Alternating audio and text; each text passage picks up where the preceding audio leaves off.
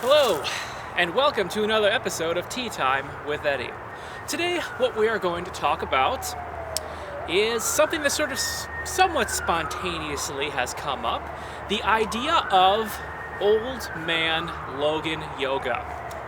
So, when I say old man Logan yoga, what I am referring to is, in particular, the comic book portrayal of the famous superhero known as Wolverine, and the sort of like dystopian like possible future in which he is essentially in somewhat of a degenerate state. He is aging, despite his incredible powers of rejuvenation, and he is trying to basically refrain from a life of being a hero, of being a fighter, in favor of a more quiet, retired-like existence. And however, though, at the same time, there is within him this nature of still being the fighter, of still being the Wolverine. And so when I say old man Logan yoga, what I'm referring to is the idea of having this potential within oneself and allowing circumstances to bring out this potential when the time is right. Such as within, in particular, the movie Logan, which did release yesterday to most audiences, which was March 3rd, 2017. And in this movie in particular, there are a lot of elements which are pretty interesting, very cool to talk about, both within the chronology of events, within the canon of the particular storyline of this Marvel universe. But such things don't necessarily really fit within this particular rather short Tea Time episode. What I will talk about is perhaps the first scene of the movie, which is the first scene that features Logan in the movie, which I think kind of displays a little bit of the old man Logan yoga as I see it. Essentially, what does occur is Logan, he works for a limousine company, transporting people here and there, particularly like across the Mexican border. So you can imagine it's a little bit more of a riskier kind of dangerous sort of occupation, but also one in which you can do a little bit more anonymously. And anyways, he's probably sleeping off a hangover of some sort in his limousine on the side of the road, probably somewhere in Mexico. And as he's sleeping off his hangover, there is a group of rather ruthless thieves and criminals, and murderers, whom actually happen to be trying to hijack the rims off of the limousine. And Logan reluctantly gets up upon being awoken from the feeling of the limousine moving up and down due to the hydraulics of the car jack that is being used. And he goes outside and plainly tells them, rather calmly, a little unnaturally calmly if you were to be an objective observer to the situation without knowing Wolverine, that the method they were using to steal the rims was rather incorrect. And that they were going to actually strip the bolts, rather be able to unscrew the bolts. To which the murderous thieves responded by taking a sawed-off shotgun and shooting him in the chest. And this, of course, knocks him down, and by all accounts, this would most likely be the death of any normal individual. But however, this gets old man Logan still reluctantly arising after a couple seconds, in which he once again calmly tells him that you guys really do not want to do this. He was kind of giving them this sort of like foreshadowing warning of what was about to happen. And these guys, not necessarily putting two and two together really at this point, decide that instead of possibly listening to his advice, they instead try to use all of their efforts to kill him and beat him to death. And what essentially happens is they shoot him some more. He eventually does kind of get up a little bit, and then eventually he gets back down on the ground, and they all start beating upon his back as his face is down on the ground. And this is essentially when that potential is now awakened within Logan. And that potential is his berserker rage. which I think is a really like iconic. It's an iconic phrase. It is an iconic sort of like symbol within the Marvel universe in particular, and now it's rather more commonly known among people who are not familiar with the comic books due to the popularity of superhero movies in general. But anyways, this berserker rage comes out, and Old Man Logan snaps, and his claws are drawn, and essentially he kills every single one of them in a most brutal fashion, because this is a rated R movie. And it's interesting though, what I want to get at with describing this process, and what I feel like I extract after watching this process personally yesterday, is the idea of this activation, of this potential, this energy. And what essentially was required was a certain sense of calmness as the situation was unfolding.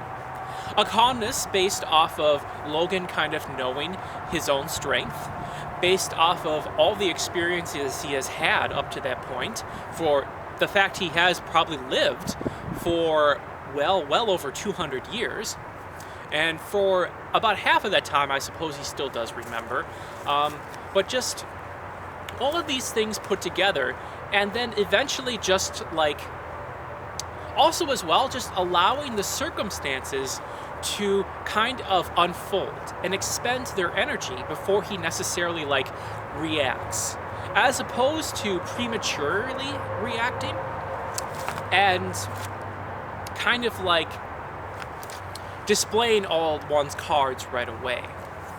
And I like the idea of this sort of like allowing the world to like kind of be the one to compel you into a particular force of action, as opposed to constantly feeling like one has to respond immediately, impulsively to what stimulus the world presents, and respond with a very large amount of like force. And I feel like what that entails, in a way, to like continually feel like you have to be extremely reactive before any kind of action comes upon you, is you're not really allowing the sort of like aspects of appearance, the sort of like situation as it unfolds. You're not really allowing it to necessarily sort of present its true colors, to present the extent of what exactly the reality is. And for the most part, you will realize, as if you engage in Old Man Logan yoga, you don't necessarily have to enter into berserker rage as much as you would think. Those are actually rather rare occasions. What instead does happen is you will notice the situations usually quell themselves for the most part. And if you're able to sort of let go of like a personal identity or involvement within any particular situation, within any particular interaction, or any particular just formation of phenomena, which pervades all things that you perceive, if you are able to sort of refrain from constantly sort of like placing this self-identity in all situations and try to like establish your particular perspective, your particular interpretation on it, and try to like project that to the world, even on like a mental level, especially on a mental level, because if you do it like on a physical level, that does imply a mental level at the same time. But if you do refrain from doing this, these situations will usually naturally sort of like cycle themselves and evolve and form with just the contribution of your observation. And there doesn't necessarily need to be anything more than that.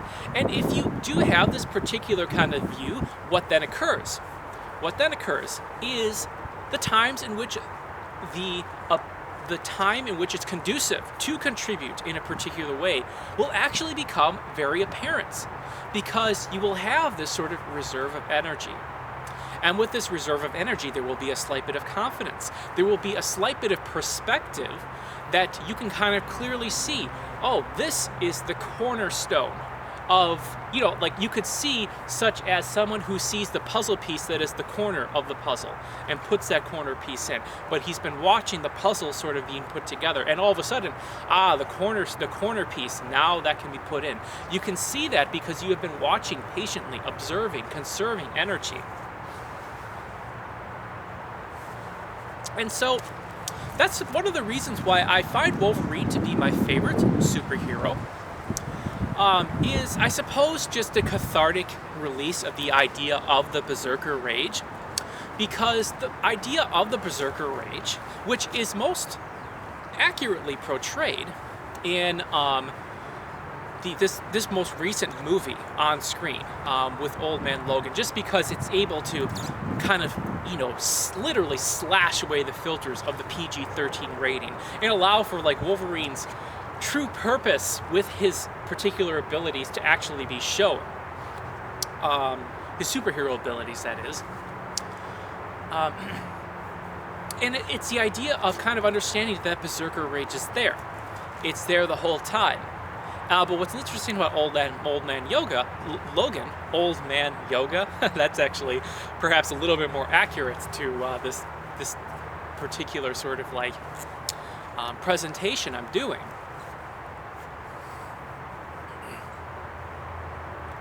So, yeah.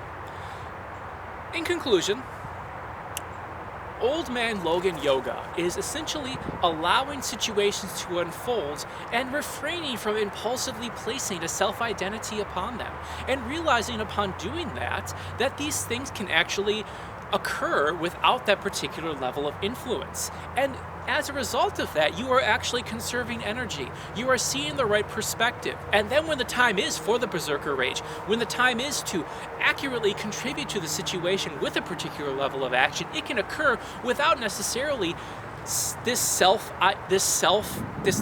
mundane, this nagging sort of like feeling of like self-cherishing attitude being put into it. And it naturally sort of like unfolds in a great cataclysmic, wonderful cosmic display.